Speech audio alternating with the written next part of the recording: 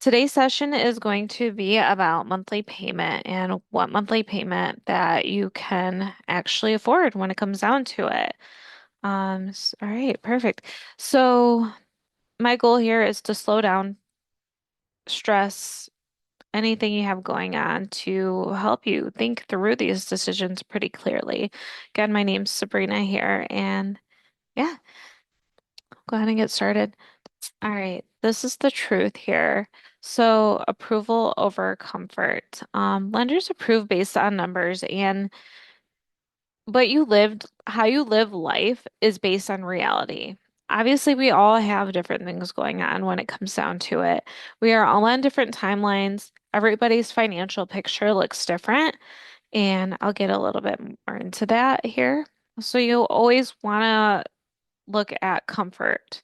Look at the payment. Make sure it's going to be a comfortable payment for you each and every month because you don't want to end up in a bad situation.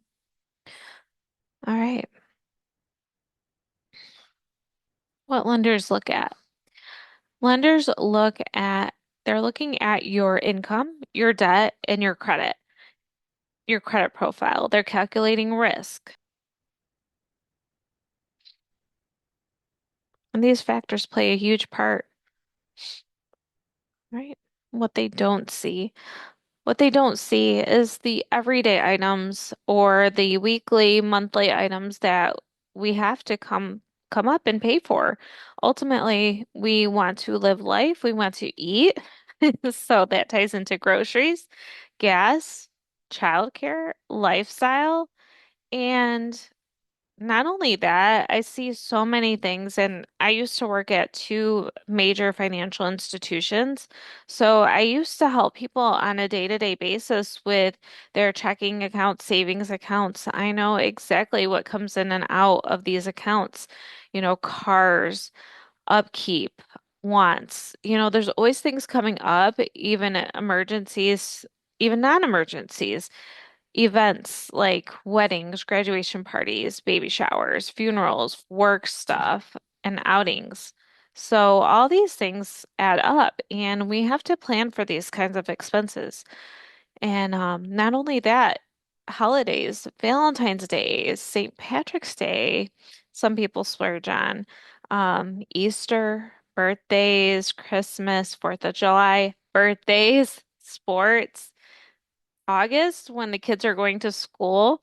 I mean, we have, clothes we have to buy for them, shoes, um, sports, Halloween. I know when my son was in football, it was very expensive. I want to say at, just with the equipment alone, I spent so much money, in the hundreds, obviously.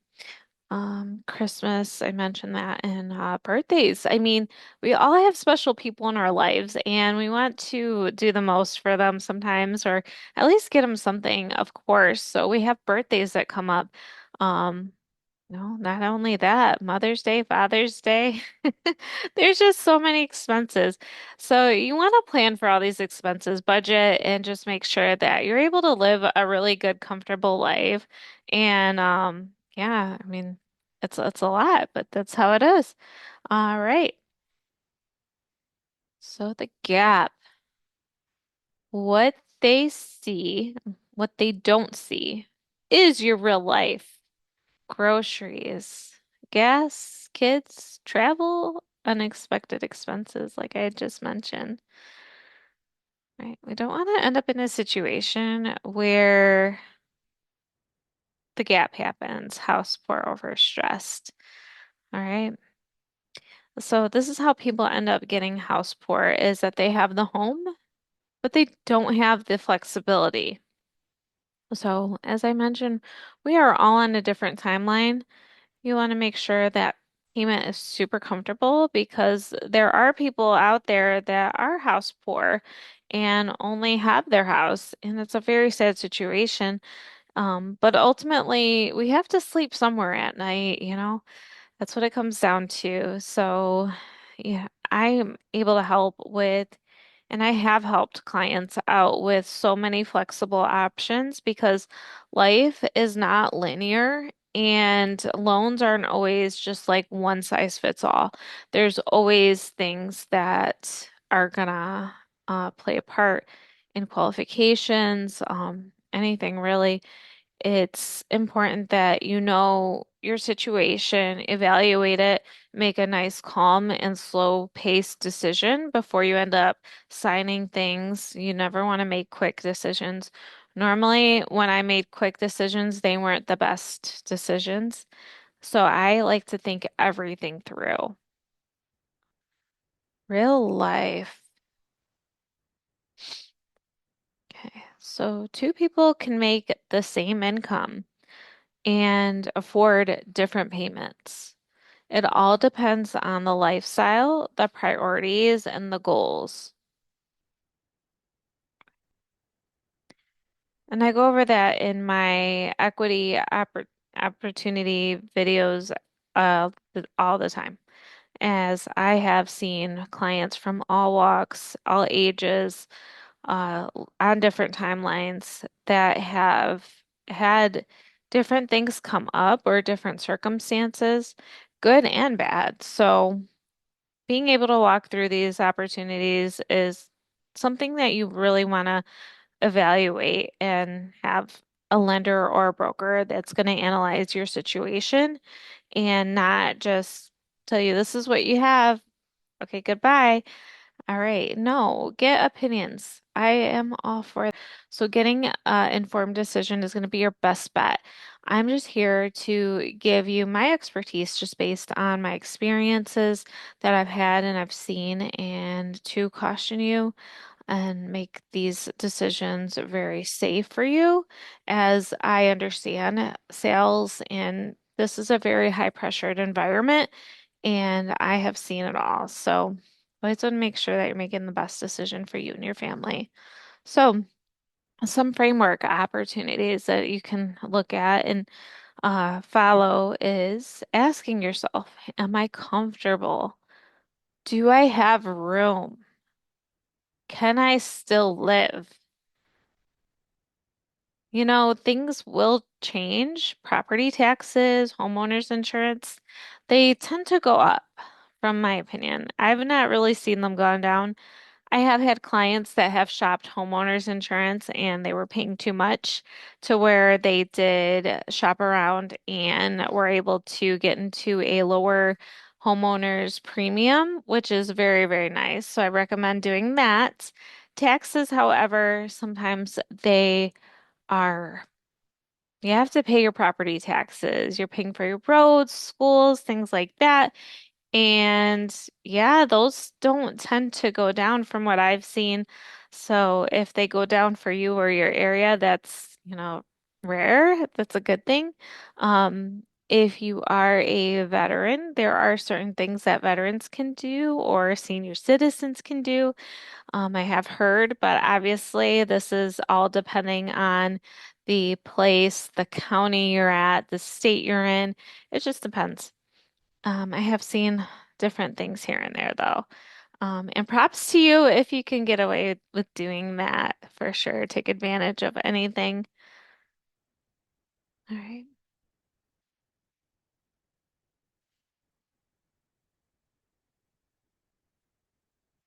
All right, future thinking.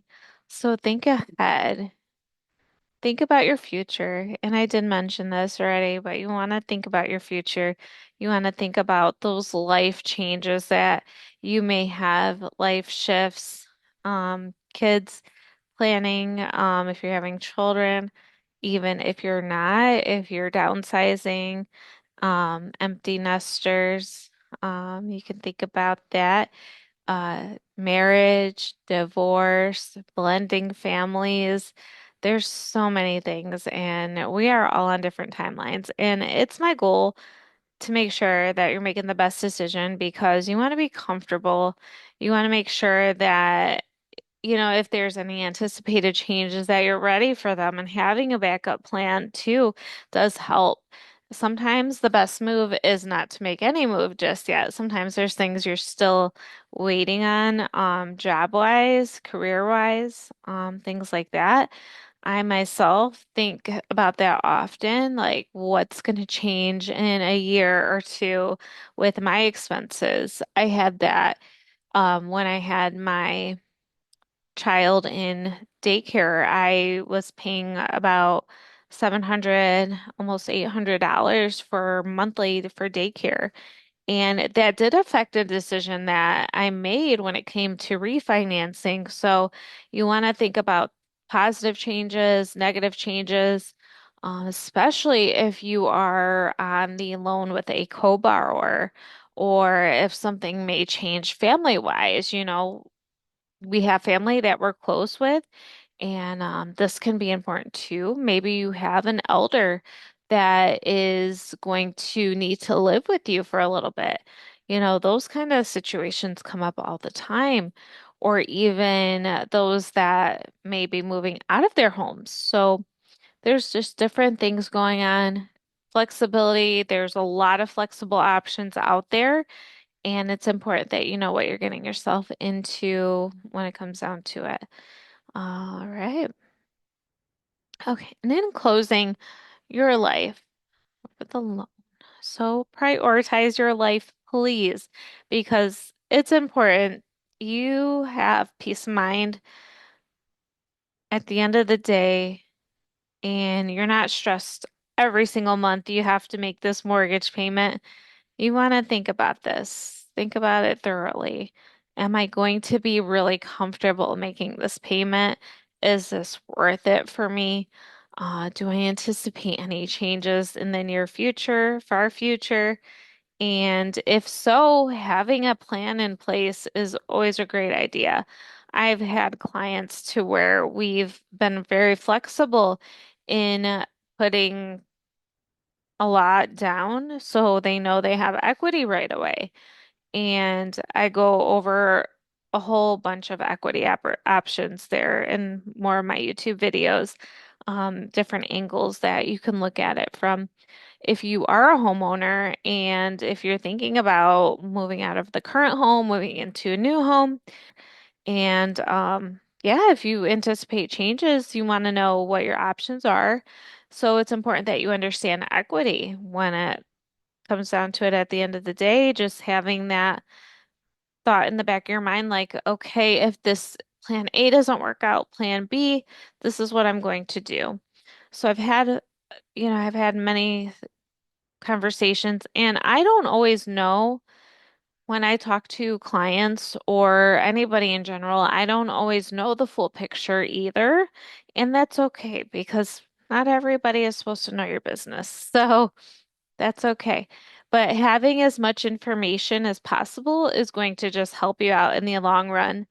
So, so you can actually go in and put the loan amount. So the loan amount is what your loan's going to be, and the interest rate, the term, which is typically 30 years. So you wouldn't want to change that.